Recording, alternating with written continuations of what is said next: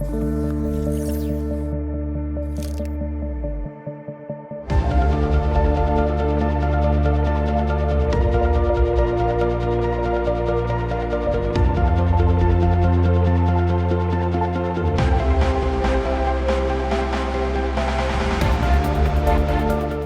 vous proposons donc maintenant d'aborder un autre sujet majeur qui est celui de l'autisme.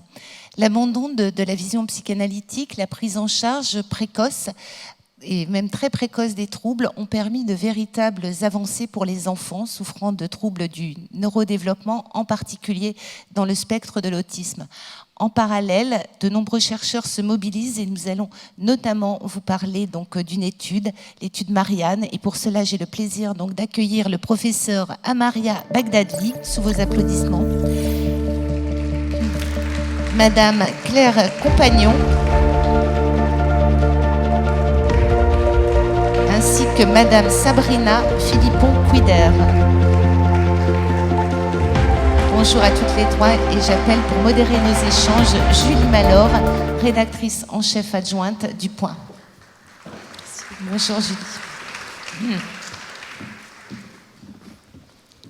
Bonjour à tous, bonjour mesdames, merci d'être ici pour discuter. Donc ce matin, on a 30 petites minutes pour évoquer un sujet majeur, donc la façon dont faire un petit bilan rapide sur l'autisme aujourd'hui.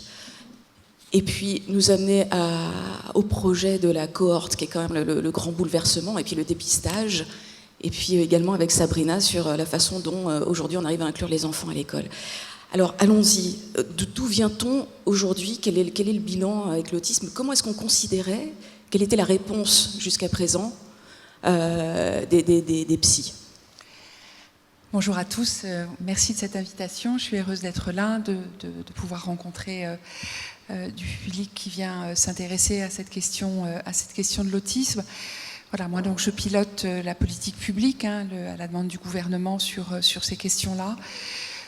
D'abord, il faut avoir une position très humble. Je pense que Amaria Bagdadi sera d'accord avec moi. Voilà, on a beaucoup à faire.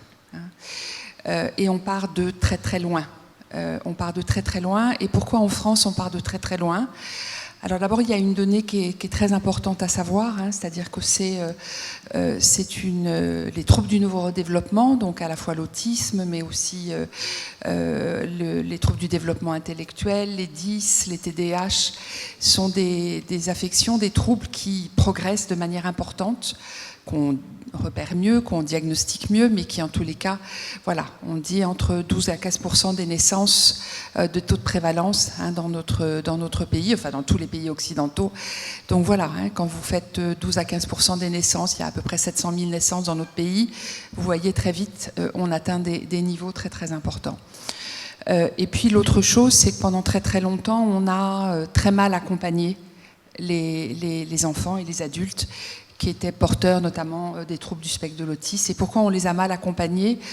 Sans doute parce que on avait une conception très très erronée des causes de ces troubles, de ce trouble en particulier, et que une des premières choses qui posait problème, c'est que on pensait que c'était beaucoup lié aux attitudes parentales.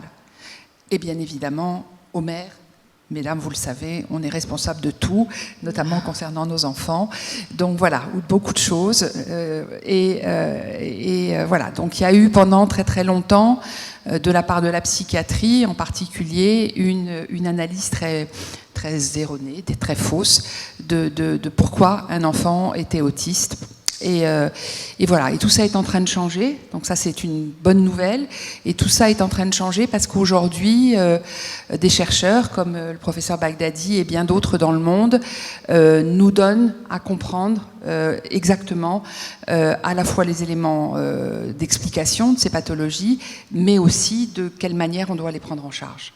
Et ça, et on sait, et ça aussi je crois que c'est une grande nouvelle et une bonne nouvelle, on sait de mieux en mieux comment on doit les prendre en charge, ce qui fait qu'aujourd'hui, les responsables publics comme moi et mes équipes, eh bien, on sait ce qu'on doit mettre en place, on sait ce qu'on doit faire. On sait ce qu'on doit faire à l'école, on sait ce qu'on doit faire dans les soins, on sait ce qu'on doit faire en prévention, on sait qu'on doit diagnostiquer. Et bien évidemment, à partir du moment où on sait, on peut conduire une politique pour essayer de changer les choses. Voilà.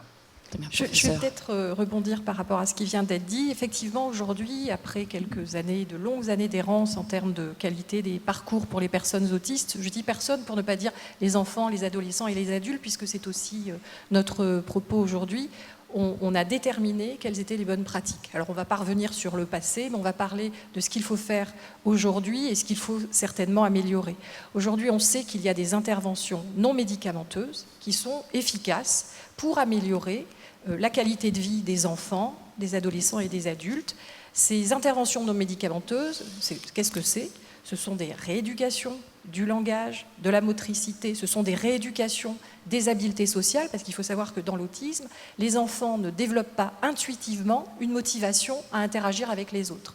Et il y a des techniques d'apprentissage qui sont basées sur des méthodes à propos desquelles on pourrait discuter, qui sont relativement efficaces pour développer ces compétences-là. Et puis aujourd'hui, on sait aussi qu'on ne peut plus ne pas former, accompagner les parents dans une meilleure compréhension des difficultés de leur enfant et dans une meilleure gestion de ces difficultés, parce que qui prend en charge les enfants ? Ce ne sont pas les médecins, ce ne sont pas les orthophonistes, ce ne sont pas les rééducateurs, ce ne sont pas les établissements spécialisés, les écoles, ce sont d'abord les parents. Et donc il faut penser aux parents, leur amener une formation sous forme d'éducation thérapeutique, sous forme de guidance interactive, pour qu'ils soient en mesure eux-mêmes d'aider leur enfant à se développer le mieux possible. Et il faut penser aussi à ceux qui n'ont pas l'énergie de faire ça. Et il faut donc penser au lieu de répit, au temps de répit, avoir le temps quand on est une maman d'aller chez le coiffeur, d'aller au resto, d'aller voir des copines, de faire comme tout le monde. Et puis alors ensuite, là je parle des interventions non médicamenteuses, on pourrait passer beaucoup de temps, mais on n'a pas beaucoup de temps, je vois les minutes qui s'écoulent. Il y a également parfois, mais c'est en deuxième intention, des médicaments, parce qu'il faut être clair, il n'y a pas de médicaments pour traiter l'autisme. Il n'y en a pas.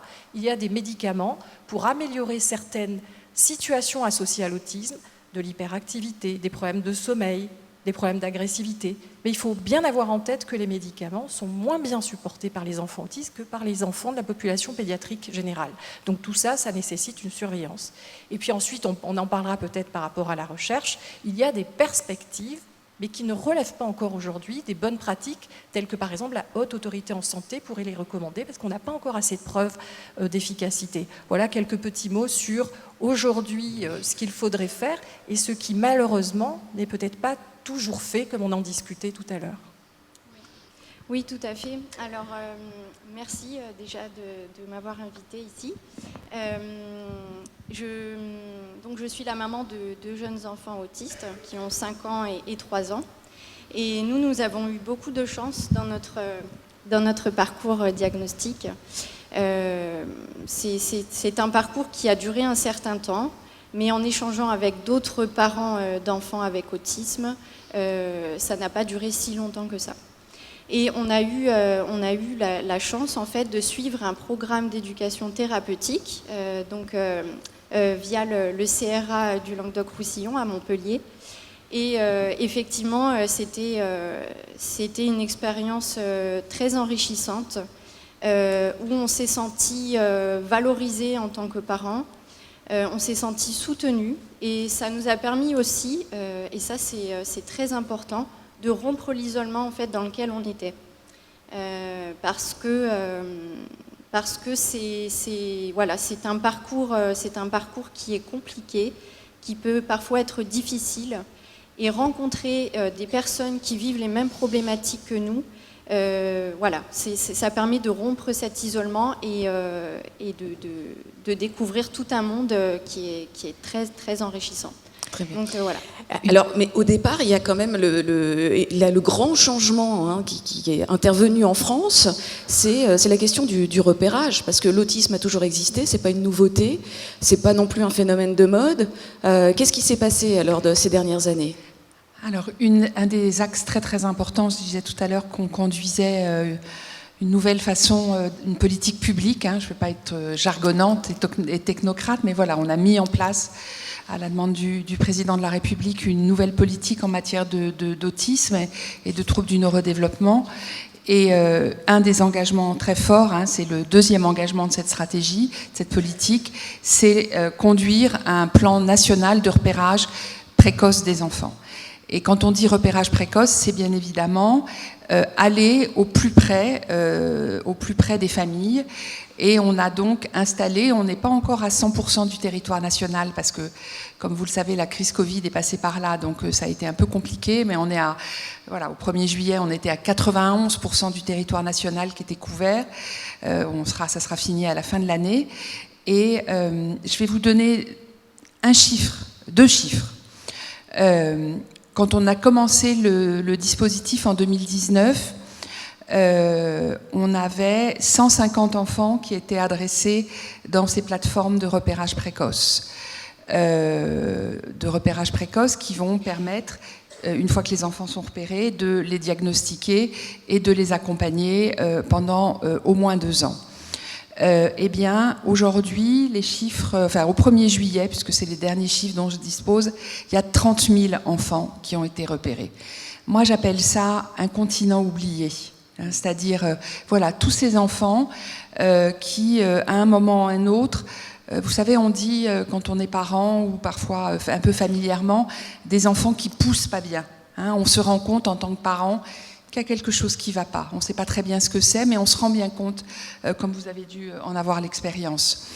Et donc notre souci, mon souci, moi, c'est de dire, une fois que les parents ont vu ça, qu'ils en ont parlé à un professionnel de santé, un médecin, un pédiatre, un médecin de PMI, un médecin scolaire, que ce médecin a eu l'intelligence de s'arrêter et d'écouter cette parole-là, eh bien, il faut que derrière, on enclenche tout de suite quelque chose. Et c'est ça qu'on a mis en place, ces plateformes qui permettent à ces médecins de dire, voilà, cet enfant, il y a quelque chose qui ne va pas, on ne sait pas exactement ce que c'est, mais en tous les cas, il faut aller regarder, il faut aller faire des bilans, il faut voir un psychologue, il faut voir un rééducateur, il faut voir un psychomotricien, il faut regarder ce qui se passe sur sa motricité, sur son langage. Et voilà, et au 1er juillet, donc 30 000 enfants dans notre pays ont enfin été repérés, sont pris en compte dans un parcours de soins. Et bien évidemment, l'objectif maintenant, c'est de construire un parcours de vie pour ces enfants qui deviendront des adultes et éviter les surhandicaps. Et le précoce, c'est à partir de quel âge exactement, le dépistage ? Alors, le dépistage peut être très précoce. Pour une partie des enfants, les signes d'alerte, en moyenne, apparaissent autour de 18 mois. Donc quand les parents s'inquiètent, les enfants ont à peu près 18 mois parce que leur enfant ne parle pas ou que sa trajectoire de développement, d'apparition du langage n'est pas habituelle. Ils s'inquiètent aussi parce que l'enfant parlait ne parle plus, communiquait et ne communique plus. Donc ils observent des régressions, ça c'est assez fréquent, c'est dans un tiers des cas. Et donc je voudrais reprendre ce qu'a dit Claire tout à l'heure et qui est un signe d'alerte majeur, c'est l'inquiétude des parents. Le signe d'alerte majeur, c'est écouter. Quand un parent vous dit « je suis inquiet pour le développement de mon enfant », il ne faut pas banaliser cette inquiétude en disant « mais madame, vous êtes très anxieuse, les femmes sont souvent anxieuses, ça va passer, puis c'est un garçon, s'il ne parle pas, écoutez, il parlera plus tard ». Donc le signe d'alerte numéro 1, et c'est dans les recommandations depuis 20 ans, on sait que c'est un signe d'alerte très important, c'est quand un enfant inquiète ses parents, il faut observer, il faut examiner le développement de cet enfant.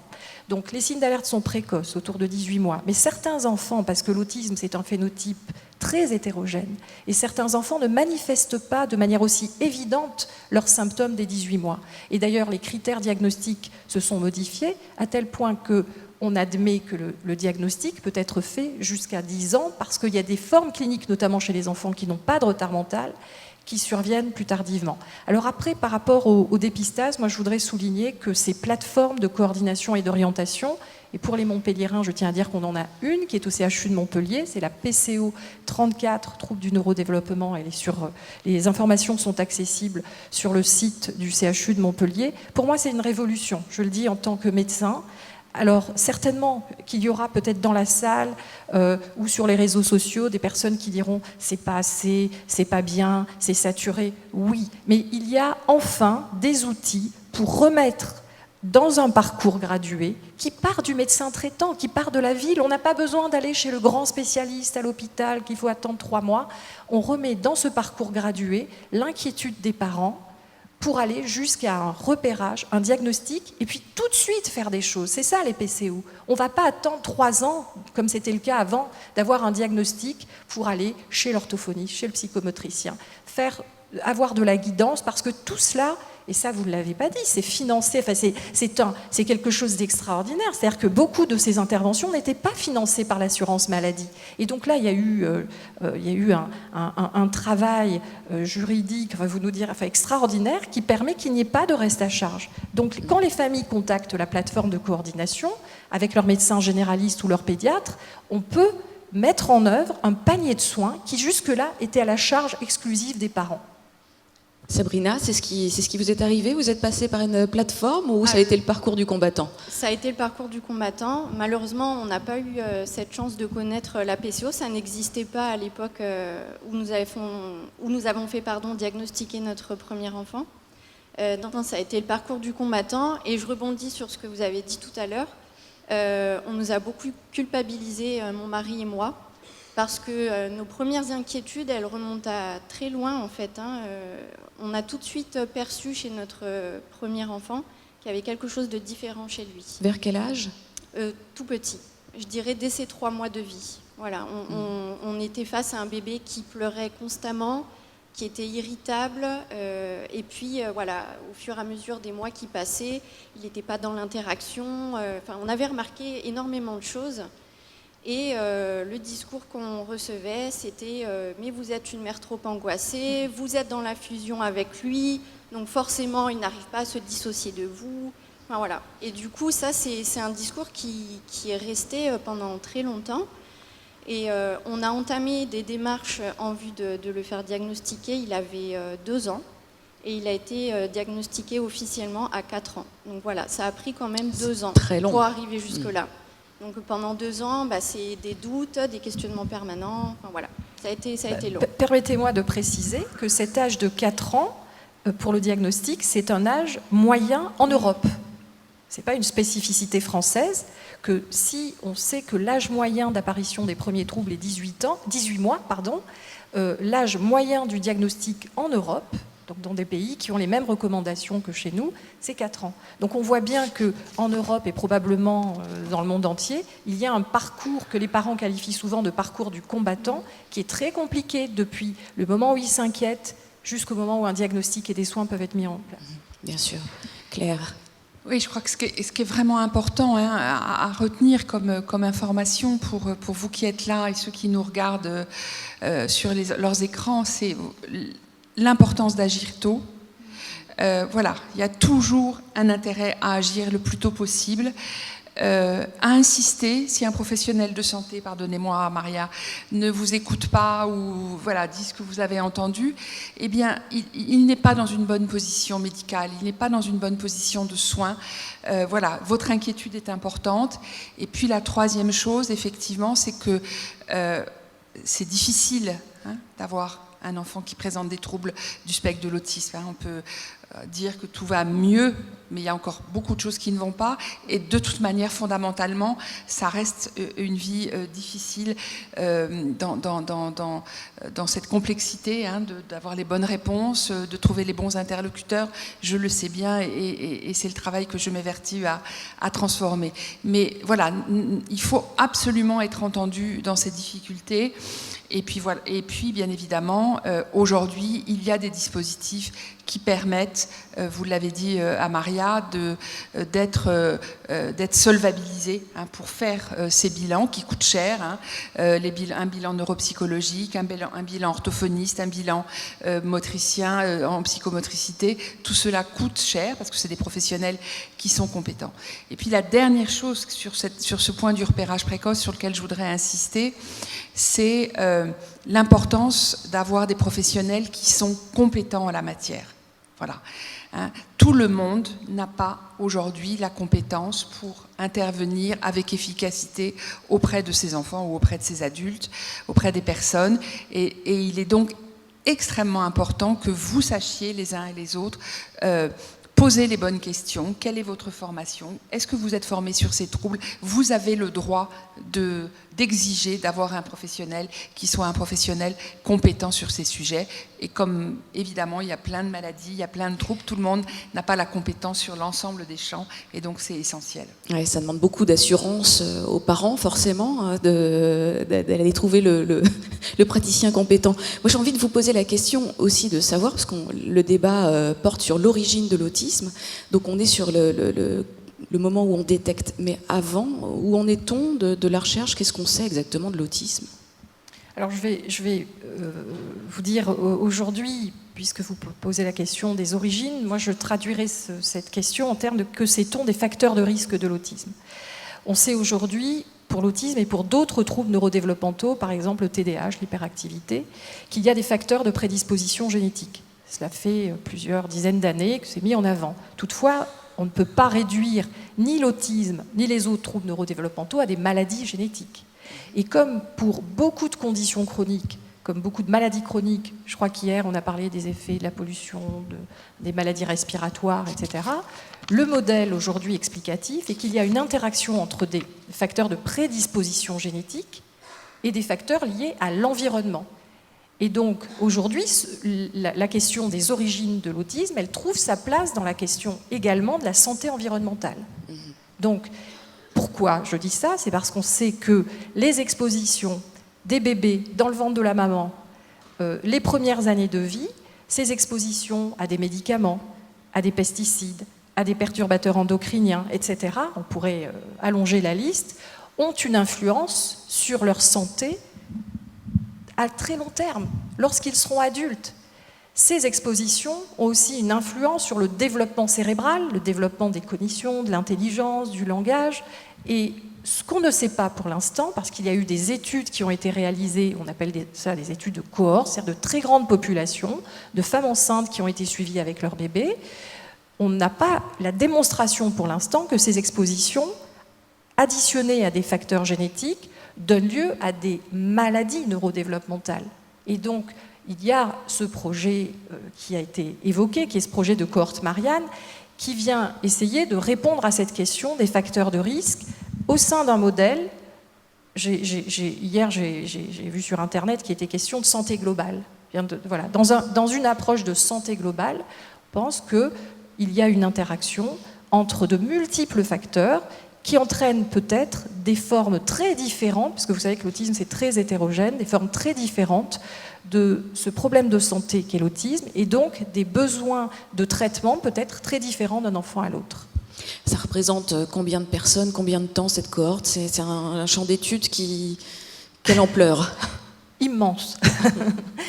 Immense et passionnant, et très important si on prend ses responsabilités en tant que pouvoir public, en tant que médecin, en tant que chercheur. C'est 10 ans pour recruter plusieurs milliers de familles.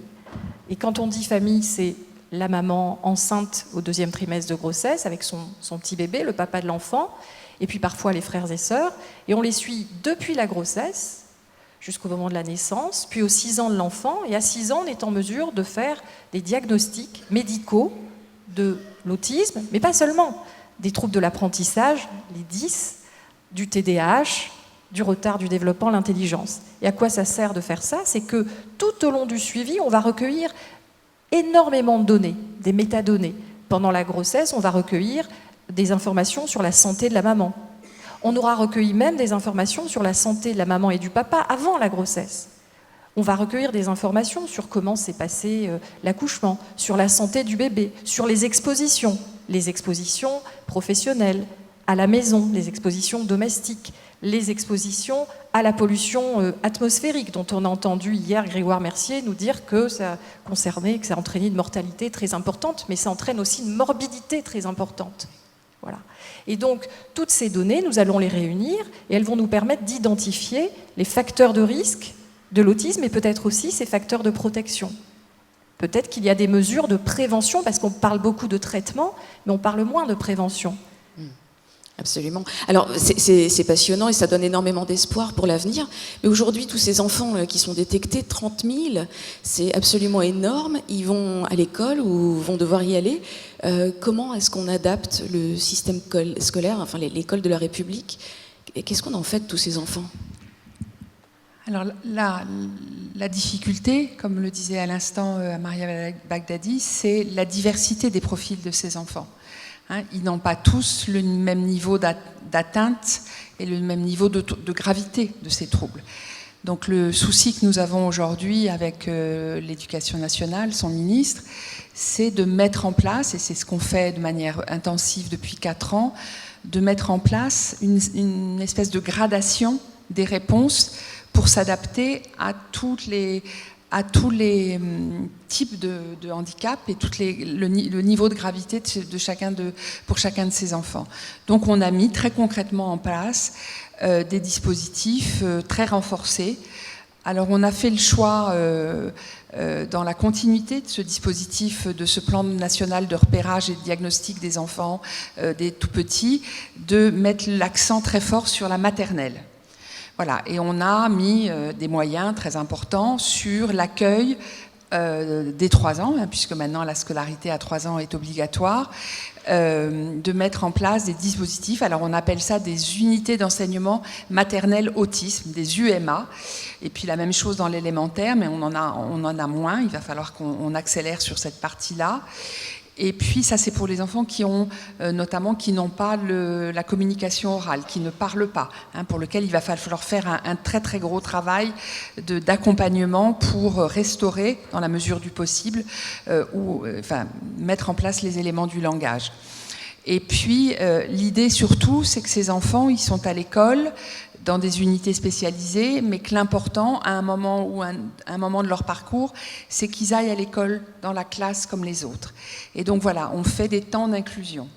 Et puis on essaye, là, je vous en parlais tout à l'heure, on essaye de mettre en place un nouveau dispositif qui a été pensé par les Canadiens, qui s'appelle, alors qui a un peu un nom barbare, il faut qu'on trouve un autre nom, mais pour l'instant on n'a pas trouvé, ça s'appelle dispositif d'autorégulation.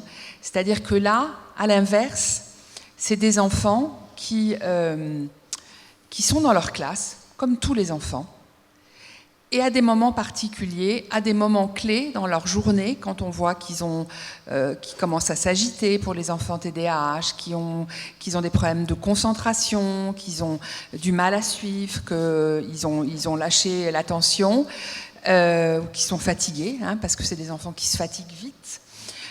C'est beaucoup d'efforts pour eux de s'adapter à notre façon de vivre, je dirais. Ils vont aller retrouver dans ce qu'on appelle l'espace d'autorégulation un enseignant, un éducateur, un psychologue, un orthophoniste, un psychomotricien qui va les aider à passer ce moment un peu difficile de leur journée, à reprendre des apprentissages, à leur permettre de se reposer ou de faire autre chose. Et ce qui est très très important, c'est que cette modalité, j'en parle j'espère d'une manière un peu convaincante, elle change l'école. Vous comme moi, on a parfois eu des moments difficiles dans l'enseignement scolaire, voilà, avec des contenus pas très explicites, avec des paroles un peu sévères des enseignants quand on ne connaissait pas nos tables de multiplication ou d'autres choses. Or là, ce qu'on apprend aux enseignants dans ces dispositifs d'autorégulation, c'est à faire tout autrement. À faire par exemple de ce qu'on appelle du renforcement positif. Vous voyez, vous êtes assis là dans cette salle, il y a quelqu'un à côté de vous, imaginez qu'on est dans une salle de classe, il y a un enfant à côté du vôtre qui est très agité. Qu'est-ce qui se passe habituellement? Qu'est-ce qui se passe dans une famille? Souvent on dit à cet enfant, tu sors de là, t'es puni, tu vas avoir 1 heure de colle, tu te mets à côté. Et bien là, quand on fait du renforcement positif, on va dire à celui qui est sage, tout le bien que c'est d'être sage, d'être attentif, pour que l'autre à côté, il entende que là, il y a quelque chose qui est très favorable. Et au lieu de le mettre au banc, de le discriminer, voilà, on explique à son camarade qui se comporte comme un élève, comme tranquille, tout l'intérêt de se comporter de cette façon-là. Et donc l'enfant autiste ou TDAH ou un autre trouble, il entend ça et il voit, et c'est tout ce transfert, cette imitation, le professeur Baghdadi en parlerait bien mieux que moi, qui se joue. Voilà, c'est aussi des contenus très explicites. Hein. Je ne sais pas si vous avez vu les contenus, parfois des contrôles de certains de nos enfants. Il faut s'accrocher quand même. Hein. Et bien là, c'est comment on rend explicite les contenus pour que tous ces enfants aient une appréhension des apprentissages bien plus faciles. Et vous savez, la bonne nouvelle, là aussi, ben, c'est que ça profite à l'ensemble de la classe. Parce que même dans une classe, tout le monde, évidemment, n'est pas autiste ou TDAH, mais il y a des enfants qui sont plus lents, il y a des enfants qui sont plus agités, il y a des enfants qui viennent de l'étranger, il y a des enfants qui... Voilà. Et bien tout cela, toute cette transformation de l'école, elle leur est extrêmement bénéfique. Et c'est ce sur quoi on tend. Alors, c'est pas partout en France, je ne vous raconte pas d'histoire, mais voilà ce à quoi on tend aujourd'hui pour permettre l'accueil de ces enfants dans l'école de la République, pour reprendre votre expression. Très bien, merci beaucoup. J'espère, Sabrina, que vous pourrez bénéficier de ce genre de dispositif. On va laisser la parole au public, malheureusement, c'est l'heure. Effectivement, donc n'hésitez pas à vous signaler si vous avez des questions. Sabrina, juste une petite précision, vous avez employé l'acronyme CRA tout à l'heure, Centre Ressources Autisme. Vous pouvez juste... Voilà, peut-être donner quelques infos parce que ça peut être un dispositif intéressant pour celles et ceux qui ne le connaissent pas. Tout à fait. Pardon, hein, c'est vrai que je l'ai pas expliqué. Le CRA, donc c'est le Centre Ressources Autisme. Voilà, c'est un organisme qui est présent dans chaque région. Il y en a 27 en France. Voilà. Et dans notre cas, c'est au sein du CRA que nos enfants ont passé des bilans. Auprès d'équipes pluridisciplinaires. Et voilà, c'est au sein du CRA que nous avons reçu les diagnostics pour chacun de nos 2 enfants. Qui a une mission régionale, mais qui est basée au CHU de Montpellier. Merci beaucoup pour ces précisions. Donc, qui pose la première question ? Oui. Non, il y a un micro qui arrive. On vous écoute. Bonjour. Alors, on a parlé des enfants, mais moi j'aurais une question par rapport à un adulte qui se pose, lui, beaucoup de questions, et moi aussi, pour savoir si justement dans ce centre, on peut tester des adultes. Ça, c'est ma première question. Ensuite, deuxièmement, est-ce qu'il y a des études sur la synesthésie, et est-ce que ces études sur la synesthésie pourraient être en corrélation avec l'autisme ? Parce que c'est une demande de mon fils qui en est atteint. Voilà. Bon, je vais répondre. Merci. En tant que responsable également du Centre de ressources autisme au CHU de Montpellier. Donc, bien sûr qu'on reçoit des enfants, des adolescents, mais aussi des adultes.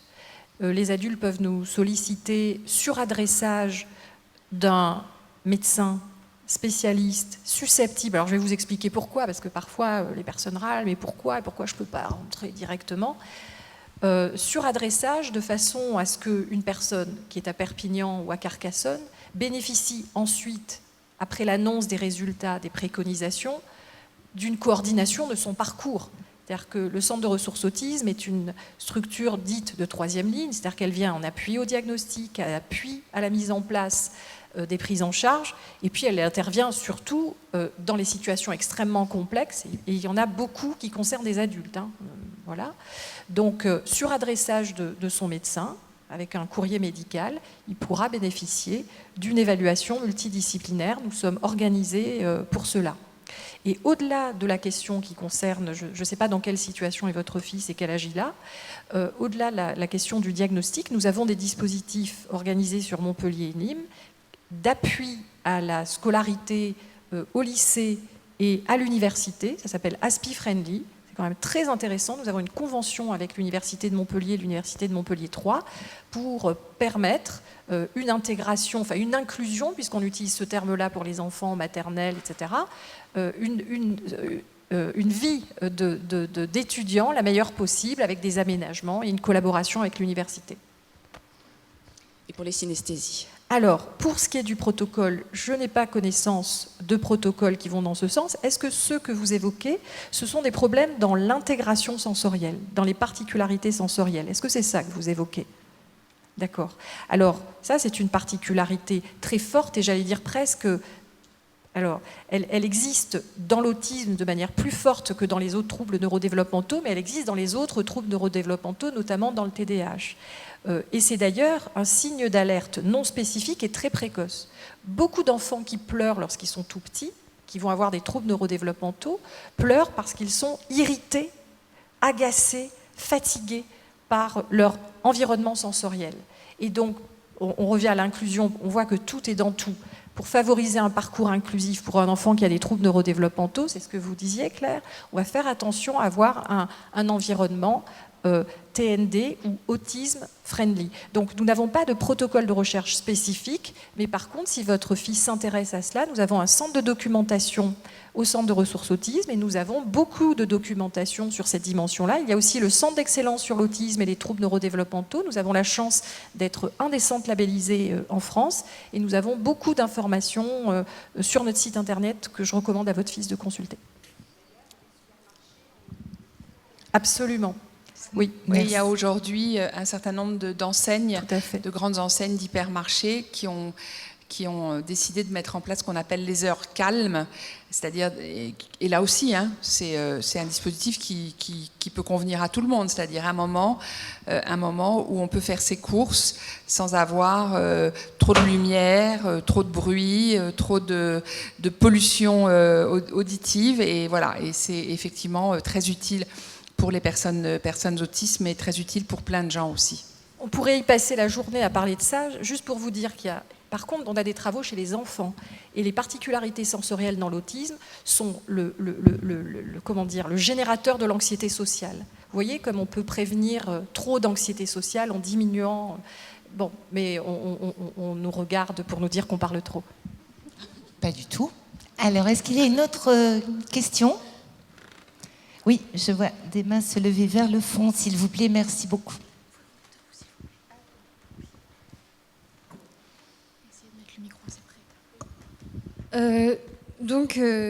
Je voulais aussi, vous avez parlé de formation, qu'il fallait que les personnes autour des personnes atteintes de TSA soient formées dans ce cadre-là, mais est-ce que vous avez aussi pensé à former le personnel soignant ? Parce que, étant moi-même autiste, après avoir été diagnostiquée, j'ai souvent été face à des personnels soignants qui prenaient pas en sérieux mon diagnostic, même si je l'étais parce que j'ai été diagnostiquée adulte. Et aussi, je voulais voir qu'il y avait une nette amélioration, parce que quand j'ai été petite, on m'a aussi dit qu'il y avait quelque chose qui allait pas, mais on m'a pas dit ce que c'était. Et quelques années plus tard, donc quand je suis devenue adulte, il y a vraiment eu une prise en charge sérieuse quand j'ai dit que quand je disais que je me sentais différente. Voilà. Alors, merci de souligner ça. Voilà, on s'attache effectivement. Alors c'est pas le résultat du travail d'une délégation interministérielle comme celle que je pilote, mais le travail de toute une communauté de professionnels, d'éducateurs, de médecins, de chercheurs qui aujourd'hui sont mobilisés. Et l'enjeu, et c'est l'importance de journées comme celle-ci, c'est aussi d'expliquer, de sensibiliser sur ce que c'est que l'autisme et les autres troubles du neurodéveloppement. Alors évidemment, on a un enjeu en termes de formation des professionnels qui est considérable. Parce que voilà, on a évidemment une priorité vers les professionnels de santé. Je parlais tout à l'heure des médecins généralistes, des pédiatres sur les signes du repérage, mais il y a aussi les éducateurs, les psychologues, et puis il y a tout un chacun, parce que presque on peut, les enseignants, hein, qui sont aussi une de nos cibles prioritaires. Donc effectivement, on est très engagé dans des programmes de formation de plein de catégories de professionnels. En ce moment, on est en train de travailler, par exemple, avec la gendarmerie et la police, hein, puisque voilà, hier, j'ai reçu une alerte. Il y avait un jeune homme autiste qui avait fugué de son domicile. Voilà, et ça peut être dangereux pour lui. Donc voilà, comment on mobilise les forces de police aussi sur ces questions-là. Voilà, donc oui, on est en train de le faire. Ça prend beaucoup de temps. Hein, je vois là aussi, hein, il est évident. Du côté des praticiens, alors du côté des praticiens, moi je vais vous rassurer, depuis quelques années, beaucoup d'équipes universitaires ou non universitaires en France ont pris à bras-le-corps la question de la formation. Et dans le cadre du Centre de ressources autisme, dans le cadre de l'Université de Montpellier, de la Faculté de médecine de Montpellier, il y a des enseignements spécifiques, vous pouvez aller regarder, qui concernent des professionnels de santé qui sont des médecins, qui sont des infirmiers et des infirmières tels que vous en avez parlé, des rééducateurs. Mais il y a à côté de ces formations universitaires, et ça c'est notre projet avec Aline Tournier que j'ai vu quelque part par là, l'idée de créer ce qu'on a appelé pour l'instant l'école de l'autisme et des troubles neurodéveloppementaux, c'est de former, d'intégrer dans notre panier de formation à la fois le volet universitaire, le volet non universitaire pour les enseignants, pour les patients, pour les familles, parce que tout à l'heure, Sabrina a parlé de l'éducation thérapeutique, c'est une formation qui met au cœur de la formation le patient lui-même, la famille elle-même. Donc, il est sûr qu'il faudra encore quelques années pour former de manière plus généralisée, pour que toutes ces connaissances diffusent, mais on y est, on est sur le chemin. Je rebondis aussi là-dessus, parce que je suis moi-même infirmière et donc soignante. Et alors, au-delà de l'accompagnement de mes enfants, j'ai décidé aussi d'en apprendre plus sur l'autisme, mais cette fois-ci d'un point de vue professionnel. Et voilà, je suis inscrite à un diplôme interuniversitaire autisme pour cette rentrée. Donc il y a des formations qui existent et qui peuvent être financées, prises en charge par les établissements où les soignants travaillent. Merci vraiment pour cette conférence très très riche. On vous applaudit. Merci Julie. Si vous voulez continuer donc d'échanger avec les intervenantes, elles vont passer un peu de temps au niveau de la galerie. Donc galerie dans laquelle vous retrouvez également nombre d'animations qui sont proposées par nos partenaires. Et je vous propose de nous retrouver dans quelques minutes pour la prochaine conférence sur le microbiome cutané, un bouclier bienfaiteur. Merci à vous.